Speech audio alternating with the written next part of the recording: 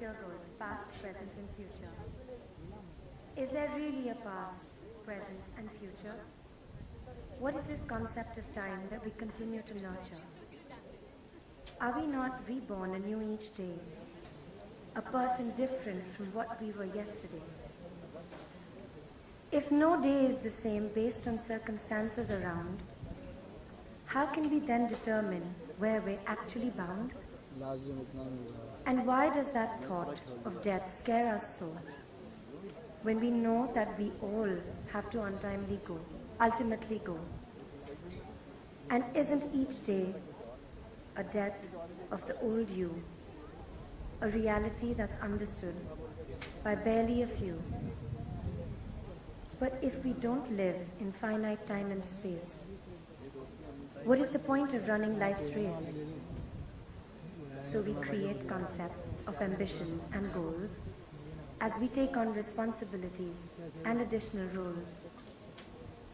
We convince ourselves that there's a reason for our feelings, beyond the obvious and our apparent dealings, a justification of our very existence, a reason to continue with our daily persistence. Our need for others and theirs for us, relationships, families, and all that fuss. But is there really a purpose to this, and to what end?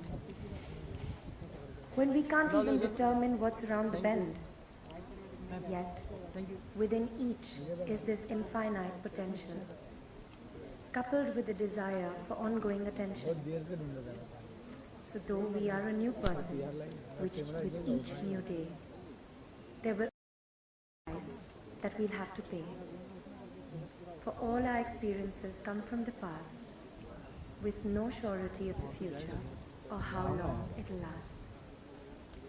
Thank you.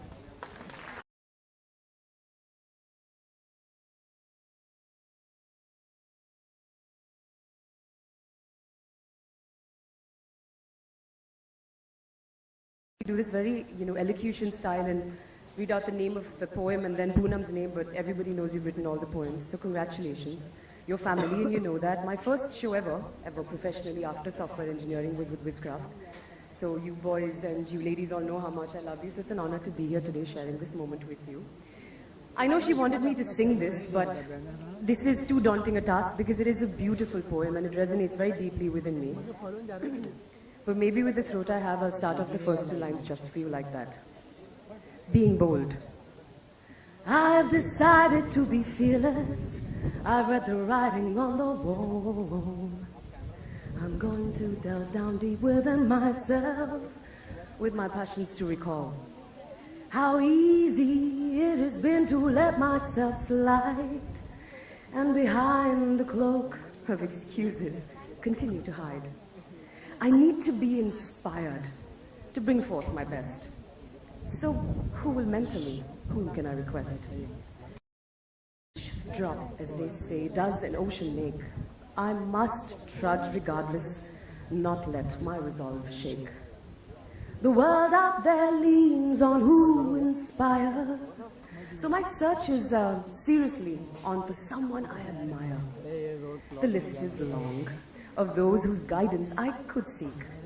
This is my chance to be bold, not meek. Within each one of us lies a talent so unique. It just needs to be exposed, given a little tweak. Yet ever so often, I have been quick to judge, harboring stereotypes that refuse to budge. Letting the shallow and external cloud my mind. Like many others, I've sometimes been unkind. And ignored those who didn't seem to fit, falling short of expectations, I must admit. But today, I desire to show off my best. I realize that this could be every person's quest. As I grab this opportunity with both my hands, I shall look for the one who truly understands. That it's time and circumstances that do decide what comes forth, what stays hidden inside. And as my mind and spirit desire to unite, I think I might have understood every introvert's plight. Thank you. Mansi, you were singing, so I'm going to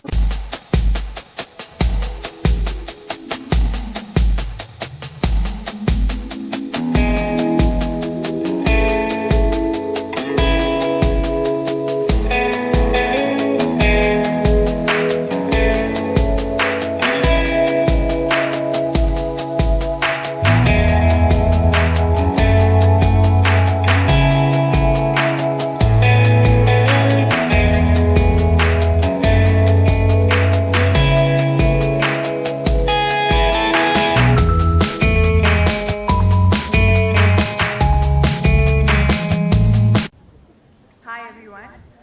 Firstly, congratulations, Punam ma'am.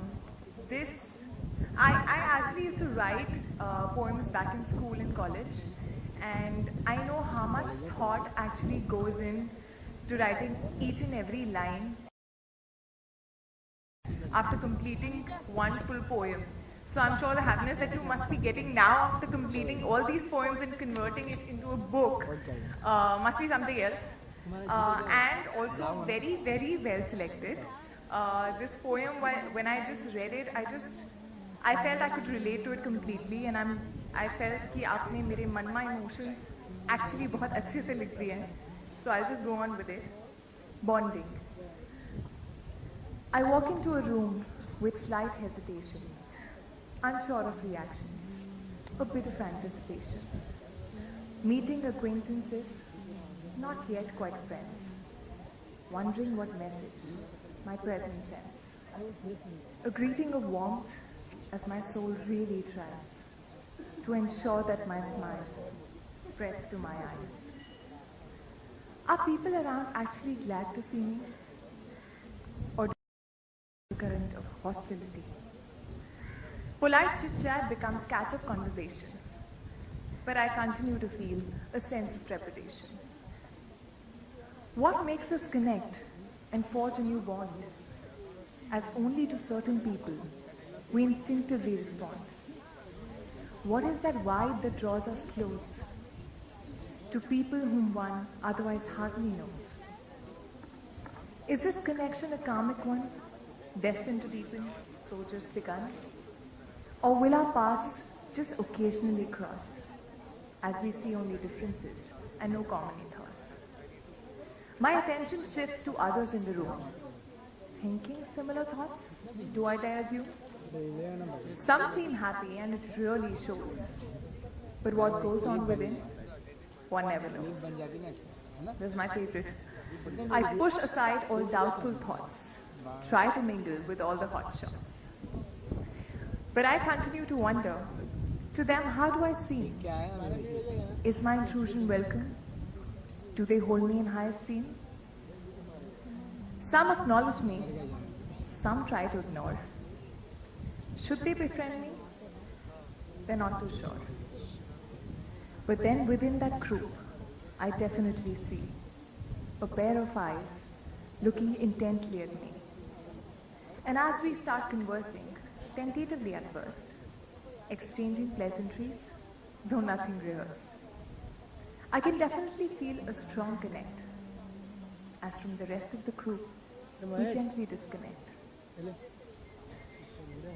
and find a quiet spot amidst the banter and noise, judging each other while maintaining our voice. And then somehow, there's an unspoken attraction. Like old friends, we have a similar reaction. And I stop in amazement as I excitedly think, I've made a new friend.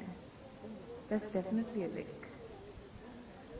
And in that singular moment, I begin to relax, happy to be away from at least a few quacks. From within this group, I've surely found a friend, and the rest of the evening, I can happily spend. Thank you. Wow, you know what, Kriti, even I related to that when there was these two words which says unspoken attraction. That's what's going between you and me right now. सिर्फ वही अब तक हुआ नहीं actually. We नहीं हुआ क्या? अच्छा सुनो ना. You spoke about writing poems as a child, right? Anything you can tell us right now, and we won't judge you for it, I promise. Well, honestly, it's her big day, and I don't want to recite my own poems right now. So let this be about her and about her poems. I'll recite it to you separately. Wonderful, one-on-one backstage. Lovely. Thank you, Kriti.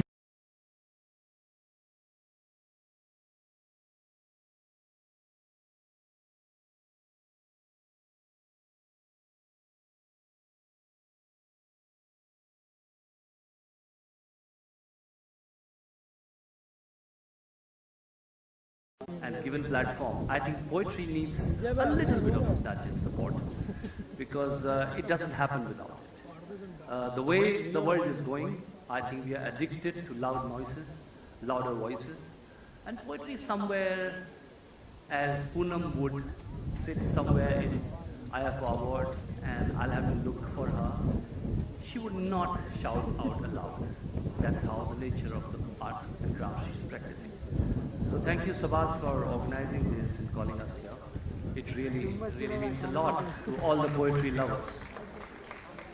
To Punam's work, I always believed in two contradictory kind of thoughts, and I see those reflecting here. One, I believe that, well, we don't get thoughts, just thought get us. We are just a medium, and somehow, you got to be the best medium. In fact, I did a song which called Zariya, Tu Zariya, Main Zariya, aur uski kripa Dariya Dariya. So we just passing the thoughts. But if we are just passing the thought, it looks like fatalistic. It looks like everything is dependent on nature to give you thoughts. I think there's something called examine truth. I see that the vantage point which Punam takes in her work, a lot of the work which has been just read before. I really like the Nike, for example, such a mundane, everyday thought being, presented and introspectively presented in front of you. I really find that inspiring, that you have looked at things which probably are very mundane but very nuanced. How nuanced a Nike could be, I don't think we thought before today. So thank you for looking at life like that and presenting it to us. And a poem, I would have read many, but this is Misfits. One thing which again and again coming out in her poetry is that she is brutally honest about what she feels, self-deprecating at times. And that's what I think a poet has to be, absolutely honest. And there is no pretentious note here in any of her work. And that's the essential, I think, for a poet. The misfit goes like this: I am an imperfect in a perfect world. Does that then make me perfect in an imperfect world? If I don't conform to what is the norm, then to which norm do I conform? If I don't tread the trodden path, will I lose my way in the aftermath? If two wrongs don't make a right, then the opposite of wrong must only be hard. If there are shades of black and shades of white, doesn't that put shades of grey in a different light? If I must live in the present and forget the past, then why does history continue to last? If there is no right time or place, then how do I know if I'm not on time or in the right place? If nothing lasts forever, then there is no point in asking the meaning of the word everlasting. If the ocean's depth is never seen, then what does as deep as the ocean really mean? If something is deemed to be just perfect, then why do I like my perfect imperfect? Thank you.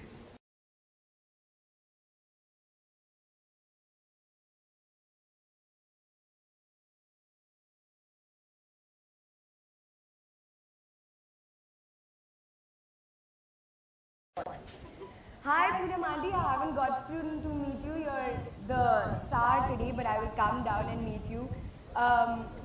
First of all, I want to say that Prasoon sir, you just said that you've seen Punam Auntie at IFA, of course, and she would not make a lot of noise, but I completely disagree.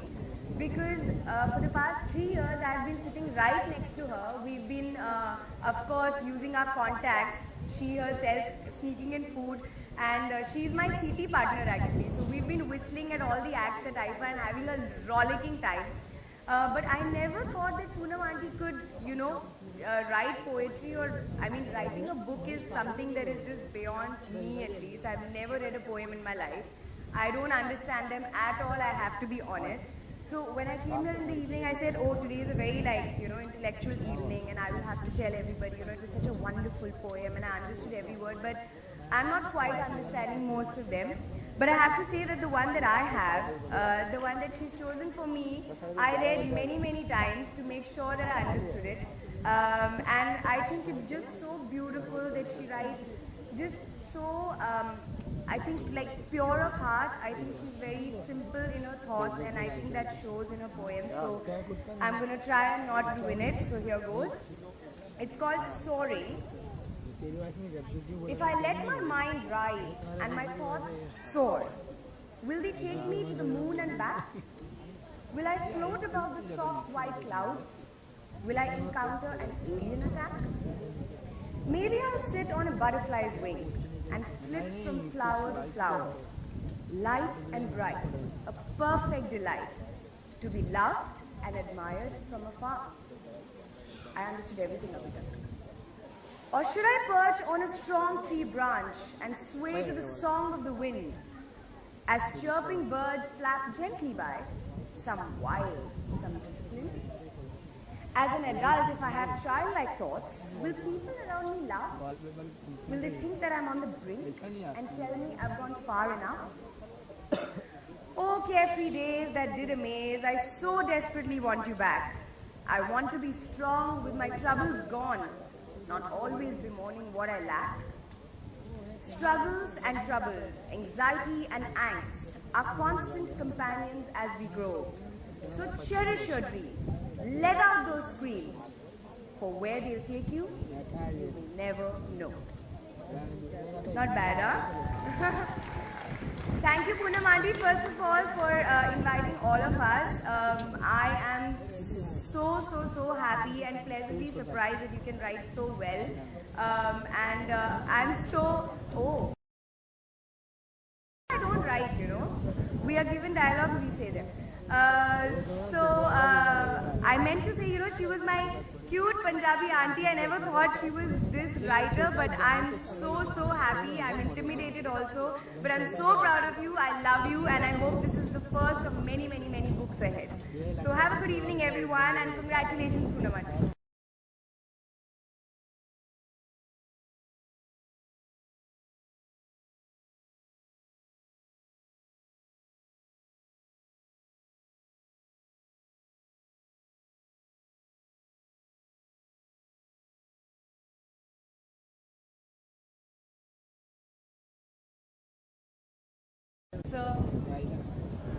I want you to call him uncle once.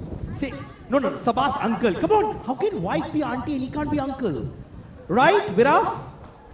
Absolutely, okay, just say once, try, once, please. Sabah's uncle. Why? This is not being fair, man. What about equality and all? No, he's sir. You know, remember the payments thing? With you also. Yeah. So, sir, it's an honor to be here. And Punam Aunty, I love you. Ladies and gentlemen, from now on, everyone in this place calls Sabah's uncle. That's the oath we all take. All right, listen, you used to be with Punam Aunty. Okay, give us a sample, please. No, I have to do a dramatic introduction for her. Yeah. Come on, ek seat to. Okay, come, okay. Acha, I have to say that she was the CT and I was the face. So she would do some rubbish like that, like with both her fingers. And I would just do this for the cameras and they would get a good reaction. Oh, like that. So it was like a fraudgiri happening. You're such a fraud, yeah, Parineeti. Just once or twice, then, you know, have to do it. Nah? Sir, I'm a good audience member also. He's very happy. But thank you so much, Parineeti and Sabah's uncle.